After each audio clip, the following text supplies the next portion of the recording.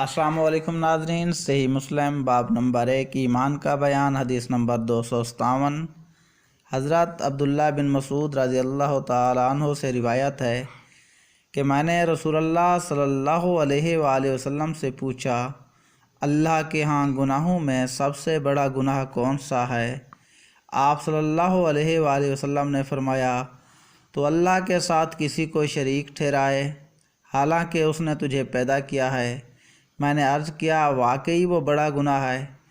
میں نے پھر عرض کیا، کیا اس کے بعد کون سا گناہ بڑا ہے؟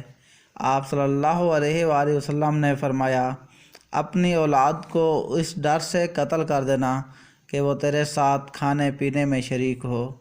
میں نے عرض کیا، پھر اس کے بعد کون سا گناہ؟ آپ صلی اللہ علیہ وآلہ وسلم نے فرمایا کہ تو اپنے ہمسایہ کی عورت کے ساتھ زنا کرے۔ مزید اس طرح کی مستند احادیث مبارکہ سننے کے لیے ہماری اس ویڈیو کو لائک کیجئے اور ہمارا چینل دا نیوز ایڈی سبسکرائب کریں، بیل آئیکن دبانا مت بھولیے تاکہ آنے والی نئی ویڈیو جلد از جلد آپ لوگوں تک پہنچ سکے۔ والسلام۔